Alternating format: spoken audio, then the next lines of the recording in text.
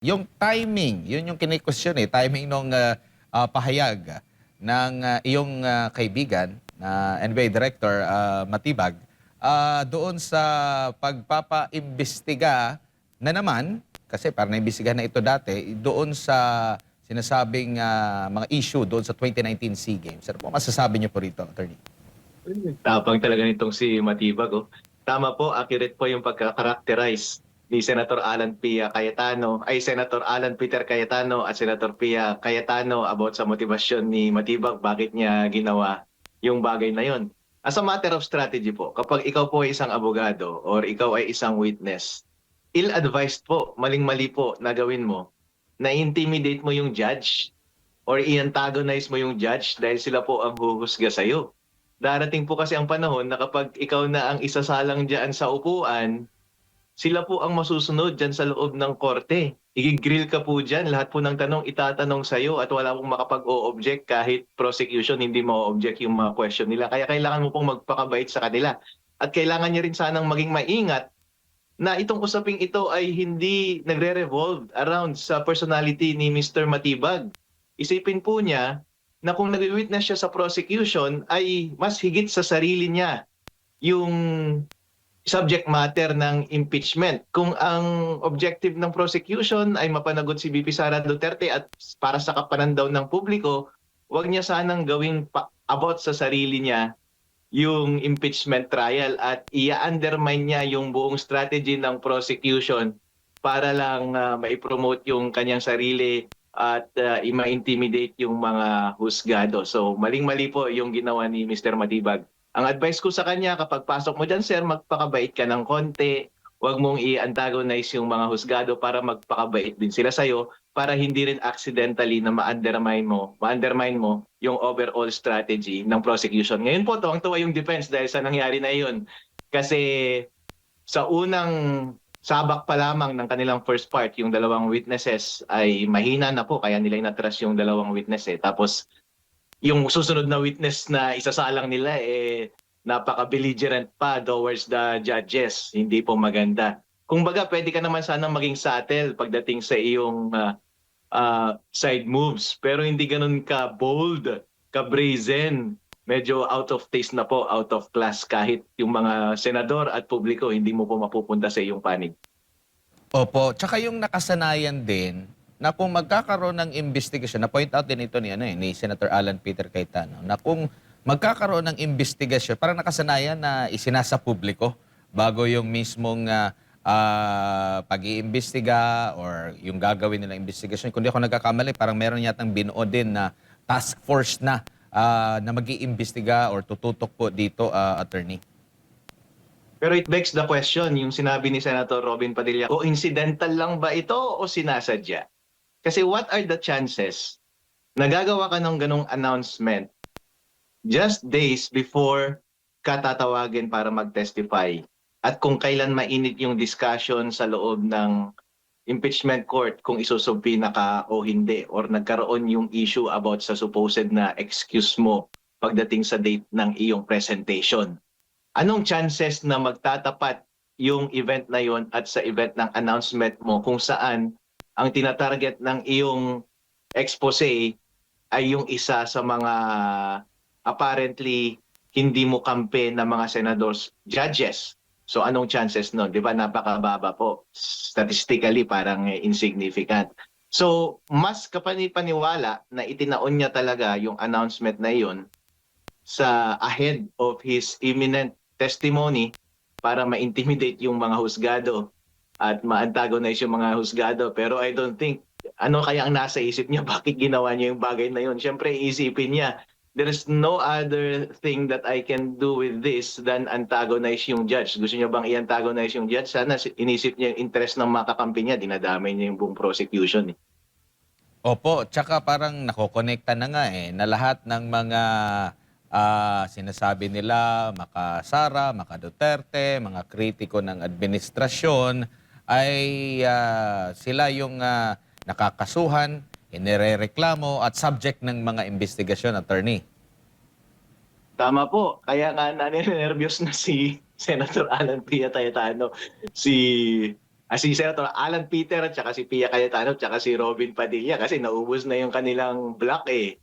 Kakatanggal lang ni Marcoleta, natanggal din yung dati nilang kakampi na sila Jinggoy. Tapos may kaso na rin silang lahat kahit yung mga nasa side nila dito sa impeachment trial na ito katulad nila Villar, sila Bongo, may kaso na rin eh. Tapos timing na timing yung pagkakaaresto sa kanila ahead of the impeachment, especially kay Senator Marcoleta just days before the impeachment court started. And ngayong merong threat sa kanilang side, sa side ng administrasyon, sa prosecution, sa side nila NBI Director Matibag, gusto nilang tanggalan ulit ng isa. Kasi po kung titignan natin yung trend, mukhang isusunod nila si Senator Alan Peter Cayetano. Magkakaroon ulit ng ombudsman case yan, diretso ulit sa Sandigan Bayan, plunder ulit yan, graft and corruption, non-bailable ulit. Oh. Iniisa-isa na nila yung mga senador. Ngayon nervyos na yan si Robin Padilla, Senator Bongo, at saka si Senator Pia Cayetano. Tsaka yung mga hinog na raw para sa kaso, biglang nagiging hilaw, attorney. Nagiging helaw kapag hindi mo kakampi. Pangalanan natin yung mga sila Cheese Escudero, sila Villanueva. Itong mga ito, in fact, alam ko sa puso nila, kampi nila si Vice President Sara Duterte. Kasi po nakita natin nung unang change ng leadership, kampi talaga sila sa majority noon, sa first change. Kaso nga lang, naipit lang sila. Nawalan ulit ng ebidensya, wala namang nangyari between then and now. In the interregnum, wala namang nangyari. So kapag nakikita nila na apparently nakakampi nila yung senador, walang atake. Tulad ng nila Senador Villanueva, Senator Cheese ngayon, sila Senator Villar, mukhang neutral sila doon sa impeachment trial. Although I can say na fair talaga sila. I like na they are doing fair. At in fact, yun ang hinihingi kong pabor sa lahat ng mga senador, maging fair kayo. Fair silang lahat. Pero siyempre si Senator Alan Peter Cayetano, medyo na-advance niya yung case ng mabigat siya na hadlang na nagko-cross-examine o nagbibigay ng reasonable doubt sa teorya ng prosecution. Yun yung unang aatakehin ni Matibag ulit. Kaya nakakatakot. So siya, wala namang nangyari between then and now para suddenly maging hinug yung kaso niya, except for the fact na upcoming na si Matibag at mukhang si Senator Alan Peter Cayetano ang MVP, ang star judge na magque-question sa kanya, na magigrill siya. So yun lang naman ang nangyari. Yun ba ang dahilan kaya naging hinug yung kaso niya? On the other hand, yung mga senador na apparently kakampi ni Matibag ay wala namang nangyari in the interregnum para maging hilaw ulit yung kaso nila. Opo, attorney, kanina rin, doon sa kasi unang nag-manifest si Senator Judge Robin Padilla at muli niyang ni-raise yung posibilidad na makalahok sina Senator Jinggoy Estrada at si Senador Rodante Marcoleta. Nabanggit din kanina ni Senator Alan Cayetano na malaki talaga yung epekto na wala si Senator Rodante Marcoleta, lalo na sa usapin dito sa impeachment court, no, bilang isang abogado rin. Sa tingin niyo po, gaano kahalaga sana kung andyan yung presensya ng abogado na si Senator Rodante Marcoleta kung pagbabatayan the way siya mag-handle ng pag-iimbestiga noong siya pa ay kongresista hanggang sa naging senador, attorney? Kumbaga sa opposition sa legislative department, siya yung star player eh. Siya yung MVP. Kumbaga siya si Jordan sa Chicago Bulls. Nakita naman natin na proven yung star power ni Senator Rodante Marcoleta at ang kanyang pagiging effective bilang inquisitor, dahil epektibo po yung kanyang inquisition na ginawa doon sa flood control scandal. Kaya nga po naging ganito kainit yung flood control issue dahil po napaka-epektibo niyang magtanong. Wala siyang hinaharang na witness, walang hinaharang na impormasyon. Lahat ng natural at reasonable na itanong ay tinatanong, walang tinatago at walang pinagtatakpan. Kaya gustong-gusto siya ng taong bayan. Siya po yung pinaka-transparent na senador. At yun din po ang inaasahan ng taong bayan na magiging performance niya sana dito sa impeachment trial. walang tinatago, walang kinakatakutan. Direktang mga tanong at direktang mga sagot ang kanyang mga makukuha. Ibig sabihin po, mapapadali niya ang proseso, mas maiintindihan ng taong bayan kung gaano siya kaepektibo doon sa investigasyon ng flood control project. Ganon din sana siya kaepektibo bilang husgado dito sa impeachment trial. Opo. Attorney, magandang hapon po ulit. Si Jade po ulit ito. Bago lang ako dadako doon sa naging oral arguments, may contempt power ho ba ang Senate Impeachment Court kung sakali man itong mga pahayag o itong banta ba o warning para o itong nakatakdang investigasyon ng NBI laban nga doon kay Senator Judge Alan Peter Cayetano ay maaring maging ground para po siya ma-contempt si Matibag?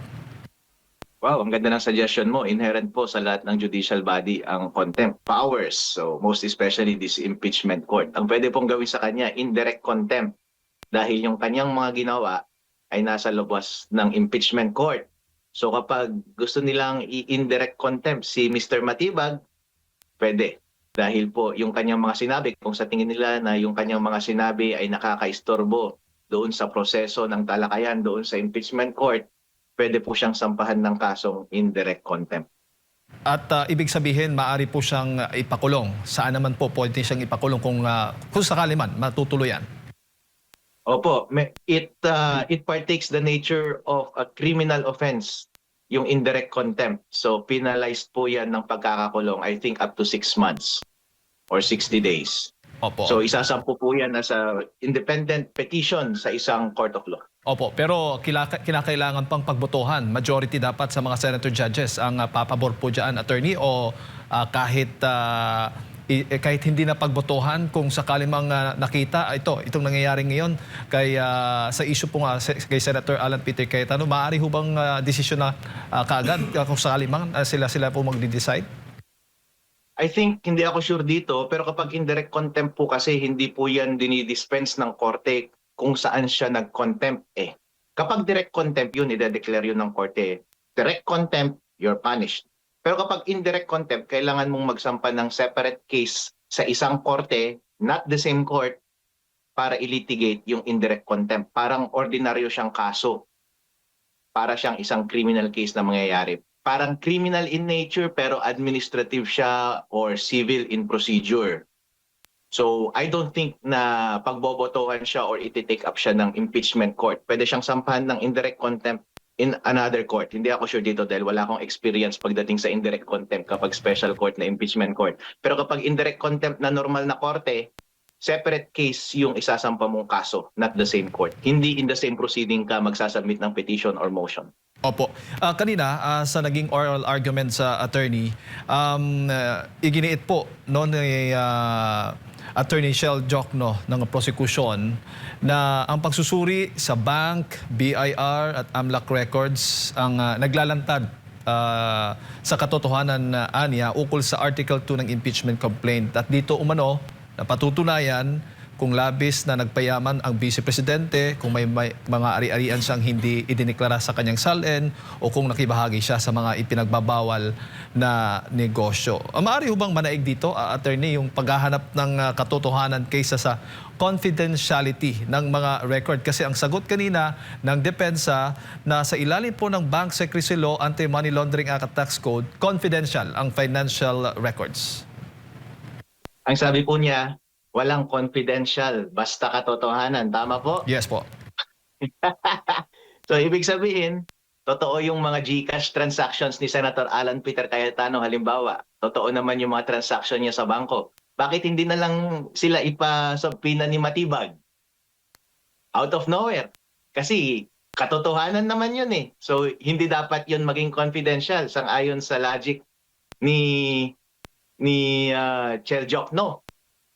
Fair ba yun para kay Senator Alan Peter Cayetano? Kasi kapag wala nang pader between the public and dun sa bank transaction ni Senator Alan Peter Cayetano, pwede na siyang iharas ni Matibag kasi kahit ano ng mga imbe-imbentong kaso ay pwede niya nang magawan ng paraan at kung ano-anong malisyosong accusation ay pwede niya nang ibato sa kanyang kalaban.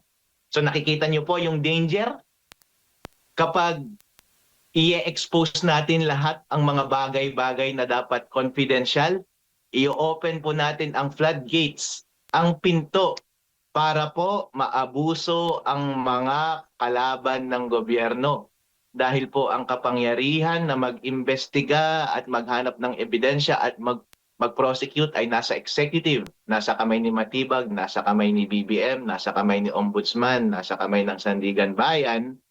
Kung meron po silang kalabang politiko at gusto nilang ipakulong yung politiko na yun, napakadali na po na iharas yung tao. Sabi nga ni Stalin, show me the person and I will tell you the crime. So ibig sabihin, madali na lang silang makapag-imbento ng kaso kapag unlimited na ang access natin sa mga pribadong transaksyon ng mga opisyales ng gobyerno. Gusto bang ni Mr. Chel Docno na ganun ang mangyari sa lahat ng ating public official? Kapag siya po ang tinatarget, halimbawa, maging presidente si Sara Duterte, gusto rin ba niya na lahat ng kanyang mga bank transaction ay readily available sa ating mga prosecutory and investigatorial bodies? Hindi po. Ayaw niya po yun. Yun po ang sinasabi ng defense na due process. Hindi naman kasi makatarungan yun.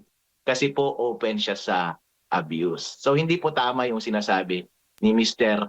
Chel Jokno na porket katotohanan ay dapat hindi confidential. Malinaw po ang polisiya ng batas. Ang mga bagay na ito, tax returns, tax information, bank transaction, bank accounts, ay sensitive and private matters. At pwede silang gamitin. They're fraught with, pwede mo silang maabuso para ipakulong ang kalaban mo sa politiko. Kaya yun ang ginagawa ng batas na wag dapat silang abusuhin para mangharas ng kalaban. Kaya po ginawa silang confidential. Sa lahat po ng mga binanggit na mga bagay na ito, isa lang ang pwedeng i-open, yung peso-denominated bank account and the transactions therein in impeachment trial.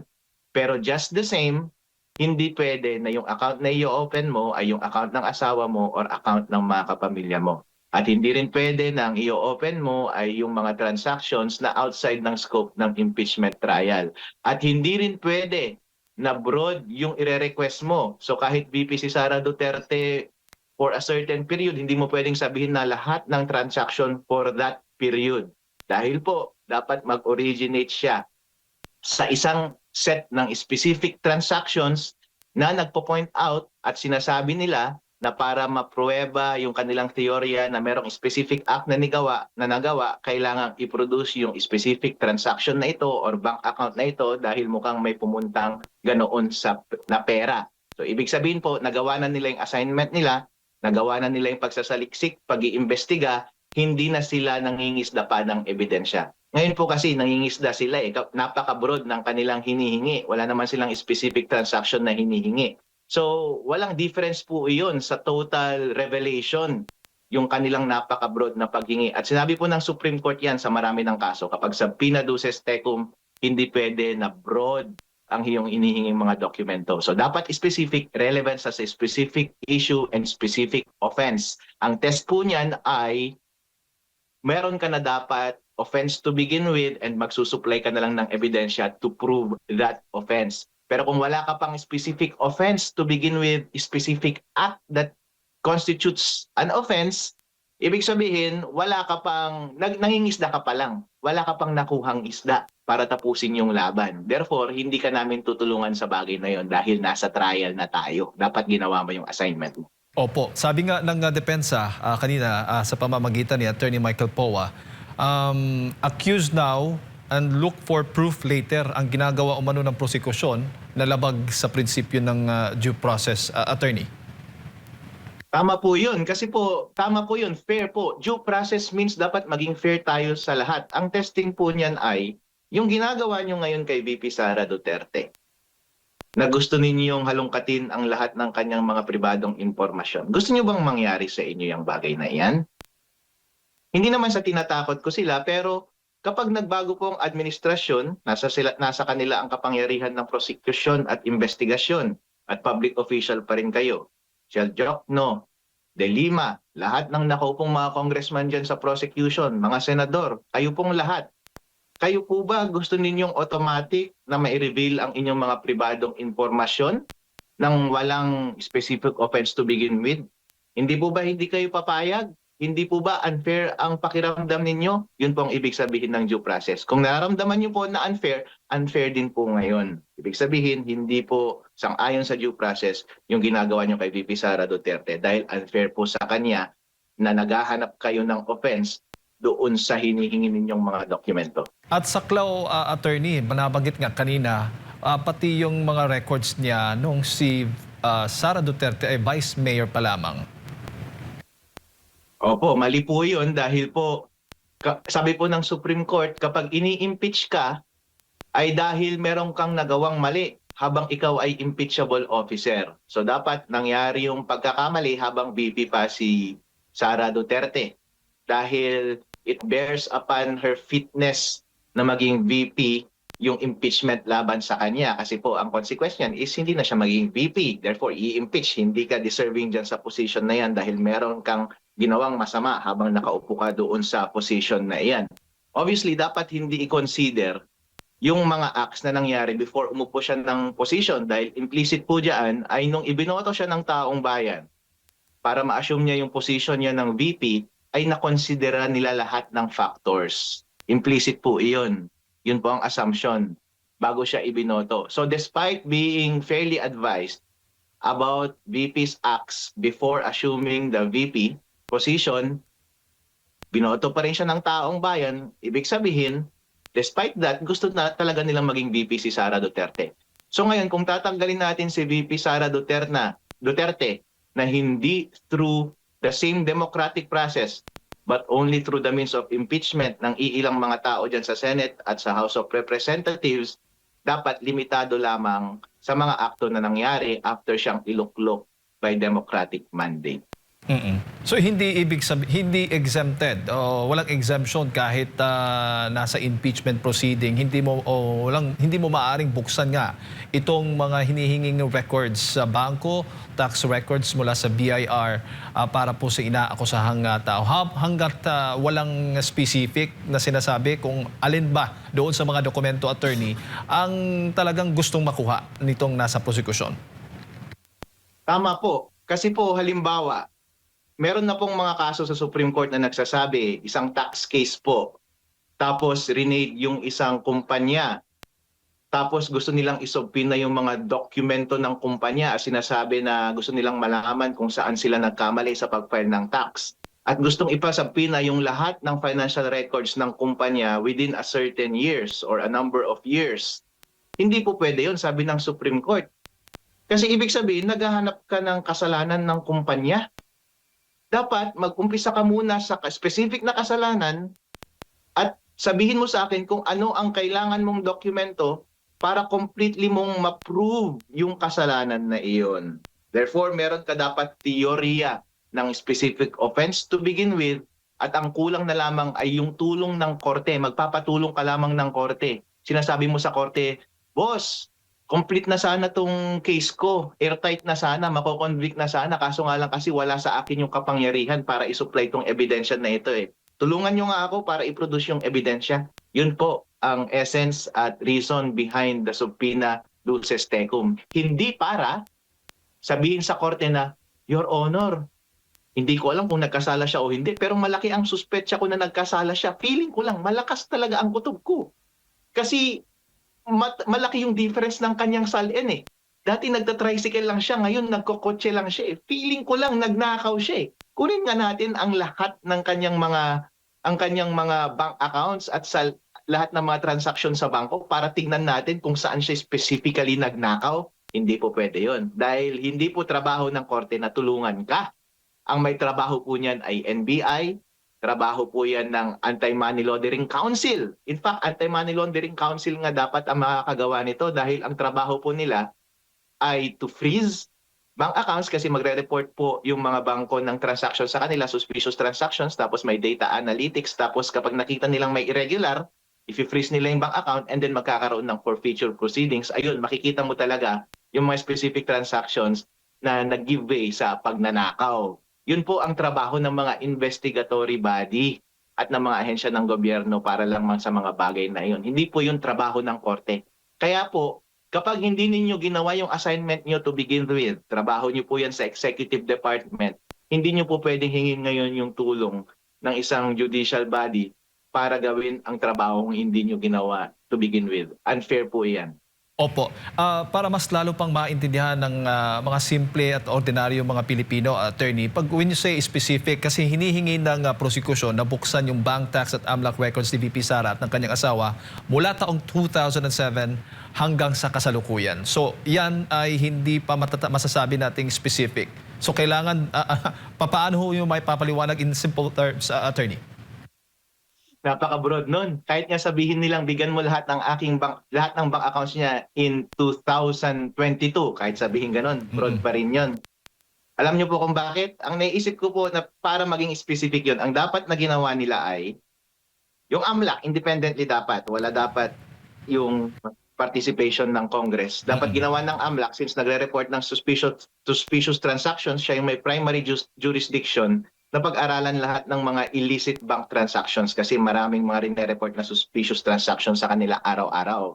And base sa data, makikita nila yung mga interrelated accounts kasi meron na po akong nahawakang kaso na ganito. Opo. At pag nakita nila na merong evidence or suggestion of illicit activity, including pagnanakaw ng pera ng gobyerno, magsasampa sila ng kaso sa Court of Appeals para i-freeze yung account for 60 days. And within that period, magpapasa dapat sila ng petition para i-forfeit yung pera doon sa accounts na yun dahil nakakalap sila sila ng ebidensya na galing nga sa nakaw yung pera na iyon. So yun po yung step by step na dapat mong gawin para maging specific yung case. So ginawa po dapat ng AMLAC yung specific na analysis at yung specific na transaction, nakakuha dapat siya ng specific na ebidensya. At kung kulang po, doon siya magre-request ng exception sa korte. At yun po yung sinight na case kanina ni Mr. Chel Jokno. Yun po yung exception. Exception kapag incidental doon sa prosecutorial and investigatory body sa kanyang mandato, sa statutory mandate niya na magpursige talaga ng forfeiture. Siyempre, i-reveal mo talaga yung mga bank transaction na yun. Kaya na-i-reveal yun sa korte. Pero po kapag walang ganun na ginawa yung AMLAC, and otherwise, NBI o ibang investigatory body, hindi hindi ka talaga nakakuha ng desisyon or ng informasyon about sa specific transactions, bakit siya yumaman, wala ka talagang masasabina. Kaya doon sa sinight ni Chel Jokno kanina na kaso, meron pong sinabina doon as an exception sa AMLAC. Kasi po, forfeiture case yun ng AMLAC. Precisely, yun yung mandate ng AMLAC na i-forfeit lahat ng ill-gotten wealth. Therefore, para magawa niya yung trabaho niya, malamang magproproduce siya ng AMLAC documents na galing din sa kanya. At kailangan niya rin yung informasyon doon sa korte. So kung incidental sa primary mandate mo yung ginagawa mo, pasok yun automatic doon sa exception ng confidentiality.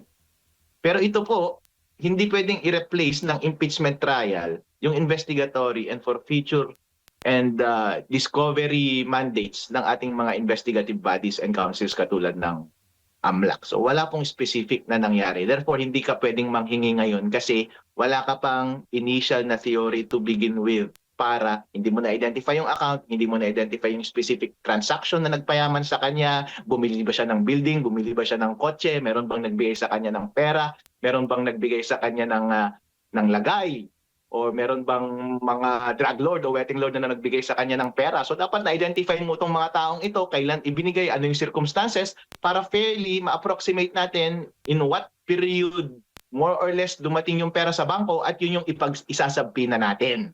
Okay? Meron ka ng beginning teorya. Opo, kung sakali man, lumabas po, desisyonan po ng impeachment court nga na isabpina itong mga records na hinihingi. Nangangahulugan ba itong hindi na umiiral yung confidentiality o may mga limitasyon pa rin sa paggamit po at paglalantad ng mga dokumento? Ang Pilipinas po ay bansa kung saan umiiral ang batas. Kapag pinayagan po ng impeachment court ngayon, yung revelation ng mga confidential matters na ito, ang ibig sabihin lang yan ay hindi umiiral ang batas sa isip ng ating mga senador, judges. Tama po yung sinabi ng Supreme Court na sui generis yung impeachment trial. Ibig sabihin, malaki yung elementong political dito. So it's not strictly legal. So kung ano man ang ginawa nila at hindi sang-ayon sa batas yung ginawa nila, political na iyon. At in fact, kung ginawa nila iyon, mapapakamot na lang tayo ng ulo kahit maghanap tayo siguro ng petition for certiorari doon sa Supreme Court at sabihin natin grave abuse of discretion. Malamang hindi na rin gagawin yun ng Supreme Court. Wala na talaga tayong magagawa. Yun ang ginawa ng mga senador natin. Next time, mas galingan natin sa pagboto ng ating mga senador. Opo. Pero maaari hubang tumanggi yung BIR, yung AMLAC, yung mga bangko na sumunod po doon sa subpina na kung sakala may ilalabas. Kung naniniwala po silang labag po ito sa ating saligang batas. Ay kapag ganyan po magkakaroon ng legal and constitutional crisis. Kasi po yung subpoena duces tecum has the effect of law, has the force of law. On the one hand, meron silang paniniwala na merong batas na dapat hindi ilabas. On the other hand, merong isang dokumento that has the effect of law by which they are compelled to produce this information. So may dilemma. Pero po ang advice sa kanila bilang abogado, sundin mo na lang yung subpoena kasi sasabihin ng mga yan na yan ang interpretation mo sa batas. Wag mong isuplant yung interpretation mo sa batas sa interpretation ng mga husgado natin ng batas. Kasi sa isip nila, sang-ayon sa kanila ang batas at itong subpoena duces tecum na ito ay representation lamang ng kanilang interpretation ng batas. Kaya sundin mo yung batas. So, kailangan niyang sundin yung subpoena kasi baka ma-direct contempt siya kung sakasakali. At kung hindi nga nila susundin o papayagang pabuksan itong mga record, maaring sabihin na naman po ng prosecution na nahahadlangan ang katotohanan. Yun ang fake news. Opo, opo. Pero attorney, bago ko lang ipasa kay partner Admar, kung sakali man, kasi isa sa mga opsyon si Senator Lacson nagsabi na nito noon na possible na hihingi ng authorization mula kay Pangulong Bongbong Marcos Jr. Kung sa ganun po, kahit ba presidente, kung hindi po specific ang hinihingi pong mga records, ay hindi po pwedeng dapat bigyan ng authorization ang impeachment court na isubpina o mabuksan, suriin itong mga records po ng Vice Presidente. Isang misrepresentation ulit yan, kasi nungalingan po yan. Pagdating sa bank accounts, pagdating sa AMLAC transactions, walang nakalagay doon na kapag pumayag ang presidente ay pwede mo nang ilabas. Nandyan lang yung exception na yan doon sa tax returns at tax information. At hindi porket nagbigay yung presidente ng pahintulot ay pwede nang ilabas. Ito po ang sinasabi ng batas.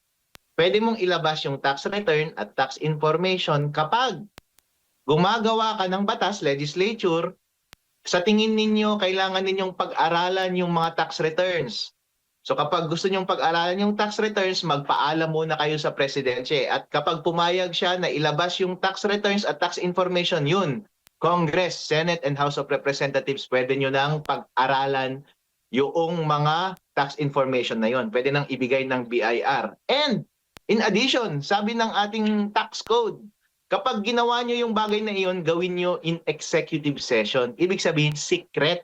Hindi dapat siya publicly na pag-aralan. Therefore, pwede lamang yung pahintulot ng presidente kapag ang pinag-uusapan natin ay tax return and tax information and only for purposes of crafting tax laws where it is necessary to study tax returns and tax information in general with the permission of the president and only undertaken in an executive session. Ibig sabihin, hindi siya open sa public. So nakita niyo po yung limitasyon? Hindi po talaga siya basta-basta na pwedeng ilabas sa publiko. Let alone pwede ilabas sa impeachment trial dahil hindi po yan legislative exercise to make tax laws. Yan po ay quasi-judicial function ng Senate. Opo, attorney, si Admar Polit ito. Kapansin-pansin din kanina yung drive ng prosekusyon na parang siniset yung mind ng mga senator judge na kesyo, yung depensa daw, parang nililimitahan yung kapangyarihan ng impeachment court, walang kapangyarihan, parang binabastos. Yung parang ganun yung mga drive niya na sabi naman ng depensa na hindi naman namin kini-question yung kapangyarihan ng impeachment court, kundi kailan ito gagamitin, kung gagamitin ba ito sa tama, yung supina dito nga sa kinakailangan ng mga records Kasama ba yun sa mga ano talaga, estratehiya sa nakikita nyo po, attorney? Kung sinasabi mo na kasama ba sa estratehiya ang magsinungaling, o yun po, kasama sa estratehiya nila ang magsinungaling dahil hindi po totoo yan.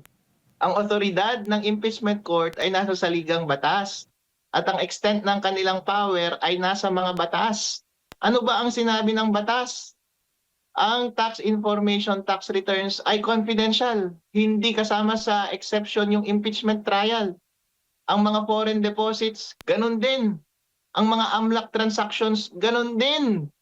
Ang natitira na lamang sa kanila ay yung mga peso bank accounts at saka peso transactions. Pero just the same, kapag yun din ang hihingin ninyo, hingin ninyo yung taong ini-impeach lamang within the relevant period lamang at dapat specific yung mga transaction na hinihingi ninyo, hindi dapat broad. Opo. Tsaka yung kanyang sinasite din po, no? Dito sa PROSEC kasi, ang sinasite yung mga naging experience during sa corona trial.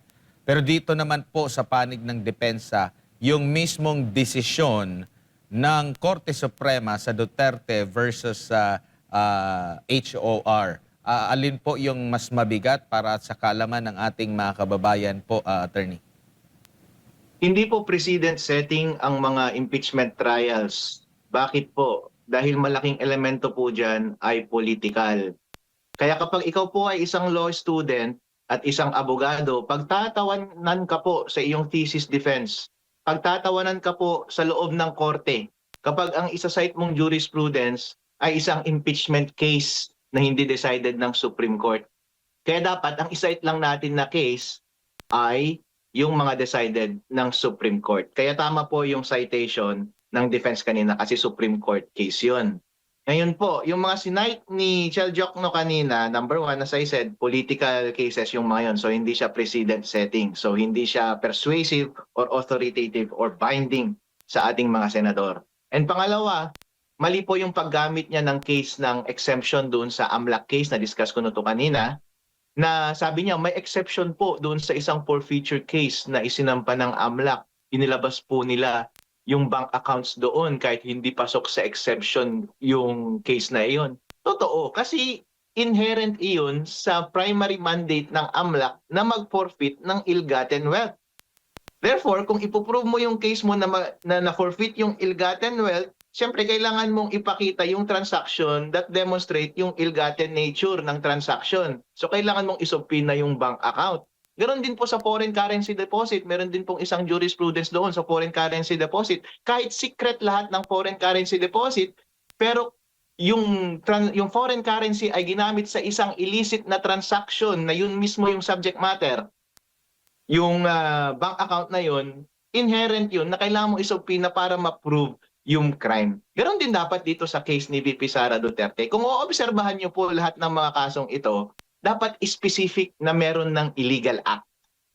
Meron na dapat sinasabi na dito dinala yung pera, ito po yung specific transaction, siya po ang nagbigay, dito po ibinigay, sa ganitong date po ibinigay. Therefore, kapag sinubpina natin yung bank account na yan at yung transaction na yan within that week, makikita natin na true enough, pumasok yung pera na iyon sa kanyang bank account. Ganun dapat ang teorya nila para ma-meet nila yung minimum requirement ng due process. Opo, dito naman po sa pagde-decide ng mga senator judges, ano po yung bilang para dito? Majority sa present o majority sa kabuuan ng bilang ng mga miyembro ng Senado? Majority lang po ng quorum at ang quorum po ay yung majority ng members. So majority ng present. So kung ilan po yung present dyan ngayon, isama na natin yung presiding officer at Senate President. Majority sa kanila ay sila po yung magde-decide sa specific procedural issue na yan. Opo. Pero dito po sa maaring maging desisyon, no, hindi pa natin alam, nagko-caucus pa sila. Dito sa maaring desisyon, halimbawa lang po, pagpalagay po natin na hindi sumasang-ayon either yung prosecution or yung depensa kung ito nga bang pagde-decide nila ay naayon sa batas o naayon sa konstitusyon, maaari bang dumalog ang bawat panig sa Korte Suprema para idulog lang itong certain na magiging desisyon ng impeachment court, attorney? Or talagang ito na yung magiging desisyon talaga at hindi na pwedeng questionin? Precisely, yan yung reason kaya napakaaga ng pag-resolve nila ng procedural issue na ito kahit sa mga susunod na buwan pa nila tatalakayin yung issue ng ill-gotten wealth. Kasi po kapag hindi sumang-ayon yung prosecution at defense sa disposition ng mga senator judges ngayon, pwede silang pumunta sa Supreme Court through a petition for certiorari at alleging grave abuse of discretion na nagkamali sila para baliktarin yung ginawang resolution ng Supreme Court. Pero precedent-wise, hindi po talaga binabaliktad ng Supreme Court yung mga ganyang resolution ng mga impeachment senator judges. So, once nag-decide po ang mga senador ngayong araw na ito, may hirapan na yung prosecution at defense na baliktarin pa yung kanilang tinake na position, magiging political question na yan. Ibig sabihin, baka ang tanging solusyon mo na lang ay people power katulad ng ginawa nila sa EDSA 2. Di ba po? Hindi payag yung taong bayan sa ginawang resolusyon ng mga senador na to open the envelope, nagkaroon tuloy ng people power. Yun po, yung susunod na remedyo ng taong bayan. People power. Opo. Napag-uusapan itong botohan, no? Kasi di ko alam kung kahapon ba yun, nung isang araw. Meron akong narinig sa balita, no? Isa sa mga sa House Prosecution Panel na parang pinalulutang, though hindi daw din nila binabakapan, meron daw siyang narinig na may grupo na dudulog daw sa Korte Suprema para questionin yung threshold na 16, considering meron nang kulang ng mga senador, no? Meron nang nakakulong, yung isa nagtatago. At nalaman natin doon sa unang bahagi ng impeachment trial, siguro day 1, ay giniit na ng presiding officer na 16 yung susundin or 2/3 ng kabuang miyembro ng Senado, attorney. Natanong ko na nga ito dati pa sa mga nakakapanim namin kung ito na ba ay selyado na ba ito at done deal na ba at hindi na pwedeng questionin pa yung 16 dito sa impeachment court na ito. Ano po masasabi niyo po dito, attorney? Almost done deal na po yan. Kasi po, pwedeng questionin later on, pero magkakaroon yan ng operational consequence once magbobotohan na ng verdict yung mga members ng Senate Impeachment Court. So pagdating sa huli, sasabihin na yan ng presiding officer. Magbobotohan na po tayo at ang required to convict ay 16, mapapakamot na lahat yan. Unless may mag-appeal sa kanila, sasabihin nila, I appeal po yung position ng presiding officer, hindi po 16. That's a valid legal question. Baka pwedeng isang remedy na gawin nila iyon. Gusto ko pong i-divide the House pagdating sa issue na iyan. Pagbotohan po natin, kasi nasa impeachment rules po yun, sasabihin niya, anong basis mo? Kapag meron pong isang member ng impeachment court at hindi siya agree sa disposition ng presiding officer, pwede niyo pong i-appeal yun at pagbobotohan na lang ng majority ng present senator judges. O, pwedeng isang pwedeng paraan yun nang hindi nag-agree. So pwede nilang gawin yun. Pero kapag at in the end 16 pa rin yung requirement, ayun, yung mga magpe-petition, malamang kapag 16 requirement, hindi na-meet yung 16, tapos na-acquit si VP Sara Duterte sa lahat ng articles of impeachment, yung magque-question, pumunta na lang ulit sa Supreme Court. Same remedy, same possible outcome. The chances are the same chances. Malamang hindi na yun babaliktarin ng Supreme Court. Kung ayaw ninyo yung resulta ng impeachment trial, meron din kayong karapatan na mag-people power. Opo. Balikan ko lang po yung mga kaganapan nitong mga nakalipas na araw, attorney, no? Kasi isa din sa mga kine-question dahil isang taon na po nakalipas nang isinumite itong reklamo mula NBI sa DOJ at hindi pa nagdedesisyon kung ito ba ay uusad. Meron po ba kayong sapantaha kung ano yung maaring galaw nito at ito ba'y magiging patunay no itong DOJ hindi nga umusad agad-agad ito pang impeachment court. Ay, dito po sa DOJ case, yun nga po, meron lang silang 60 days dapat sa kanilang lamesa yung mga ganyang kaso eh. Kung hindi na kayo gumawa ng hakbang within 60 days ayon sa kanilang rules, ibig sabihin wala talaga kayong kaso. So ibig sabihin, kung meron mang bearing yung information na yun sa impeachment court, ang bearing nun ay pinapawalang sala niya si VP Sara Duterte sa anumang kaso na nakabinbin ngayon doon sa DOJ. Yun po ang nakikita kong relevance nun. Opo, doon naman po sa pag-umusad yon, alam ba sa tingin nyo po na parang mababasura din ito sa korte na hindi na magagamit tuloy dito sa impeachment? Hindi po nila, procedurally, hindi po talaga possible na magsampa ng kaso sa isang criminal case. Ang gagawin po niyan, ang pwede pong gawin ng mga abogado dyan sa DOJ, ipapasa nila yan sa ombudsman. Tapos ipapasa nila sa Sandigan Bayan. Pero malamang isususpend din yan o i-dismiss ng Sandigan Bayan kasi impeachable officer ang kanilang sinasampahan ng kaso. And the only way na matanggal mo or parusahan or gawing accountable ang isang impeachable officer ay through impeachment. Pareho din po kay BBM. In fact, ngayon kapag gusto mong sampahan ng kaso si BBM sa NBI, sa DOJ, sa Ombudsman o sa kahit sa anong korte, kahit anong ordinaryong prosecutor's office, malamang i-dismiss po yung case ninyo dahil isa siyang impeachable officer, isa po siyang presidente. Kung gusto mo siyang kasuhan ng kriminal, hintayin mong matapos muna siya sa kanyang posisyon, saka mo isampa yung kaso. Malamang yan din ang dahilan kaya hindi pa sinasampa ng DOJ yung kaso laban kay VP Sara Duterte. Opo, kung di ako nagkakamali, kanila tong ipinasok doon sa betrayal of public trust attorney. Kaya may nagtataka bakit doon isiningit, hindi doon sa other high crimes? Eh kasi inaamin po nila na hindi high crime yung grave threats at saka inciting to sedition. Pero it begs the question, intention ba ng konstitusyon na impeachable offense ang ordinaryong krimen? Kasi kung ang intention niyang maging impeachable offense ang isang ordinaryong krimen, dapat hindi niya na sinabing other high crimes, di ba? Dapat sinabi niya na lang other crimes. Hindi po ba? So since hindi yung intention ng konstitusyon, ibig sabihin hindi ka pwedeng ma-impeach on the basis ng ordinary crimes. Doon po nagkamali ang prosecution ngayon. Sabi nila, pasok yan sa betrayal of public trust. Pero ang paraan nila para i-prove yung betrayal of public trust is to prove a crime. Already at that level, bagsak ka na eh. Kasi kung ang means mo to prove a ground for impeachment is to prove a crime, dapat pinasok mo siya sa other high crimes.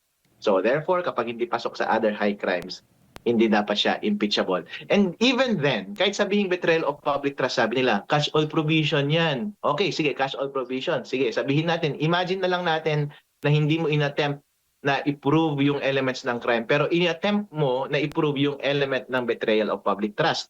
Ang element po ng betrayal of public trust ay binigyan ka ng tiwala ng publiko, pero nagtaksil ka doon sa tiwala na iyon. So anong tiwala na ibinigay kay VP Sara Duterte na siya ay naging VP? So anong pagtataksil niya doon na nagmura siya? Na sinabi niya kapag pinatay ako ni BBM ay mamamatay rin si BBM? Pagtataksil ba yun sa tiwala? In fact, maraming mga Pilipino na nagsusuporta ng ganong sentimiento. Kahit ako, suportado ko yun. Kasi kapag pinatay yung favorite kong high government official, okay rin sa akin na mapaghigantian ko siya. Di ba?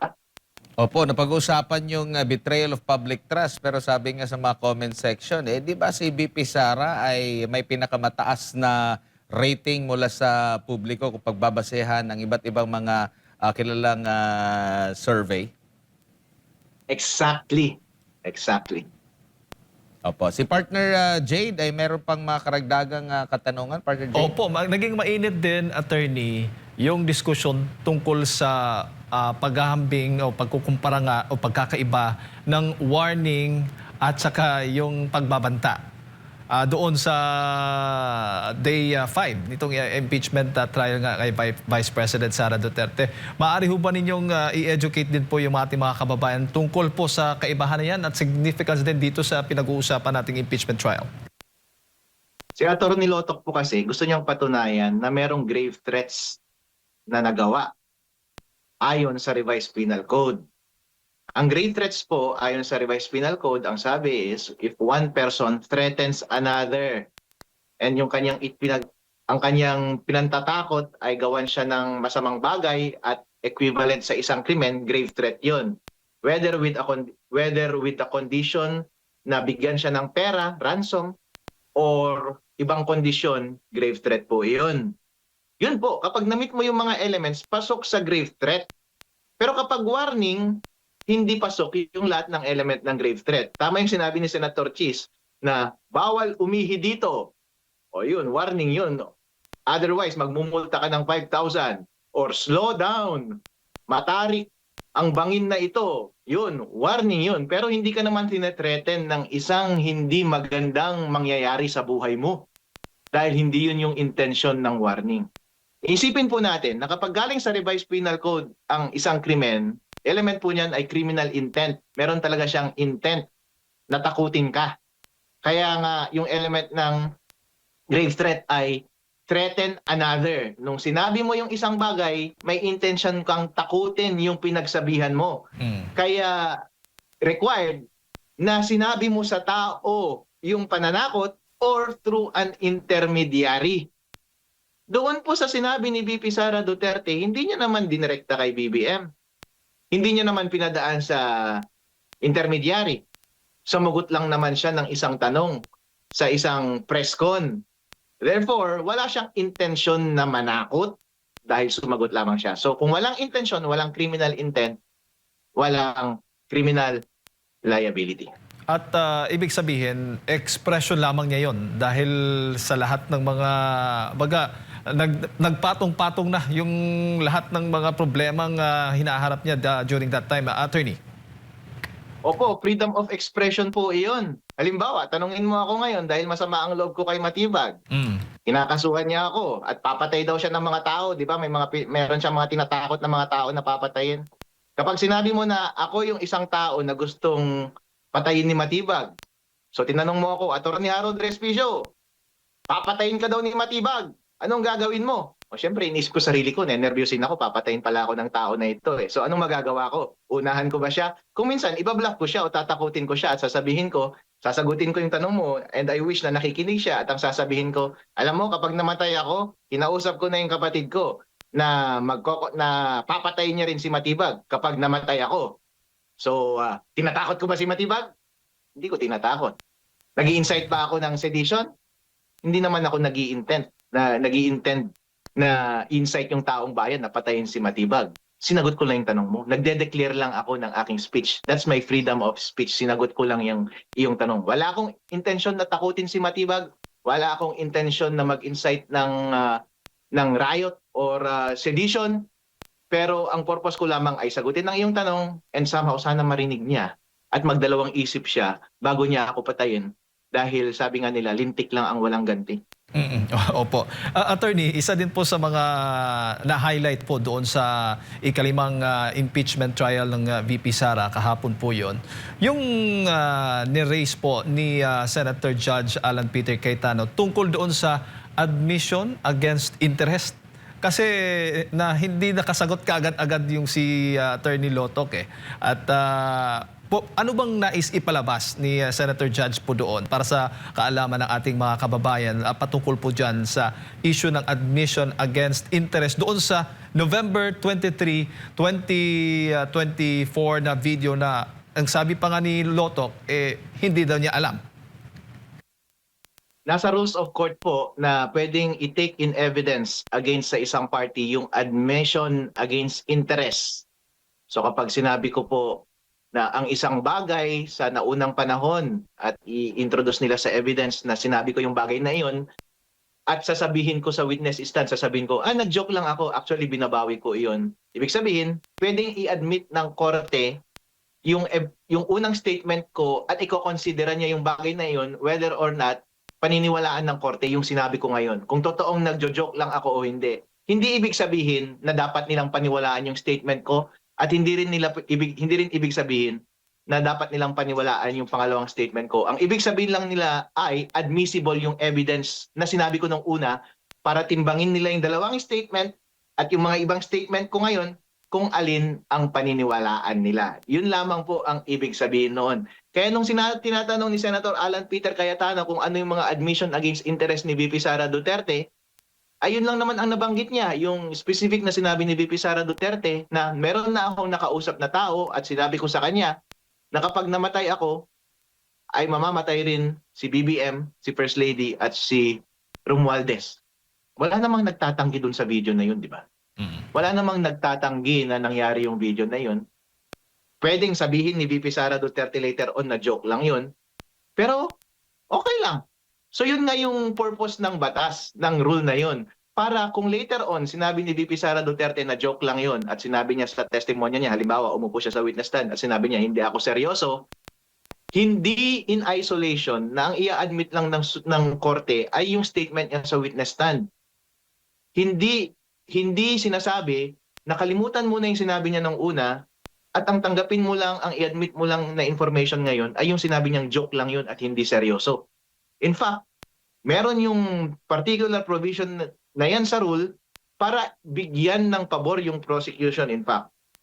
Para ang mangyayari is kapag change niya yung mind niya ngayon sa kanyang testimonya, pwedeng i-admit yung kontra na sinabi niya ng umpisa para makonsider mo ngayon, okay, sinabi ni VP Sara Duterte ito sa video tapos sinasabi niyang joke lang ngayon. Ngayon, iisipin mo, totoo kayang joke yun? Seryoso kaya si VP Sara Duterte nung umpisa? Hindi ka pinipilit ng rules na i-adapt yung una or yung pangalawang statement niya. Ang sinasabi lang ng rules ay pwede mong i-consider yung latest statement pero pwede mo rin i-consider yung earlier statement. Admissible yung dalawang bagay na yon. Bahala ka kung alin ang paniniwalaan mo base sa kredibilidad ng witness. Opo, huli na lang, attorney, bago ko lang ibalik kay partner Admar, marami po ang nagsasabi na dapat ay humarap na si Vice President Sara Duterte dahil ito na yung tamang venue na sinasabi po niya. Ano naman po ang inyong tugon para po doon sa mga kritiko ng pangalawang Pangulo? Kapag ako yung Vice President, ayoko siyang humarap. Kung ako yung abogado niya, ayoko siyang humarap. Dahil talong-talo ang prosecution ngayon eh. Dito na po nakikita natin ngayon. Noong nasa Committee on Justice po at nung sinisiraan siya dun sa House of Representatives, ang dami nating reklamo dahil irregular yung production ng mga evidence, irregular yung production ng mga documents, kung ano-anong mga chismis, marites, irrelevant, kung ano-anong bagay na paninira, objectionable lahat. Pero sinasabi nila, nasa investigatory phase pa lang tayo eh. Kami bahala, diskarte namin ito. Political process to, legislative process ito eh. Kami bahala, maghintay kayo na mag-bring ng inyong technical objections pagdating sa technical trial doon sa Senate. O yun nga, naghintay tayo, nandito na tayo sa Senate at binibring up natin lahat ng objection at napakaganda lahat ng objection. Ang ganda lahat ng cross-examination. Lahat ng chismis na ginawa nila patungkol sa NBI investigation, DOJ investigation na kontra lahat ng depensa. Lumabas tuloy na bakit nyo ginagawa yung bagay na yan? Sinisiraan nyo lang yung tao. Yung timing, hindi nyo pala ginawa ng maayos pero gusto nyo palabasin na masama talaga yung tao. Politically motivated pala yung ginagawa ninyo. Hindi ninyo ginawa ng maayos, tinatimingan ninyo doon sa investigasyon ng Kamara.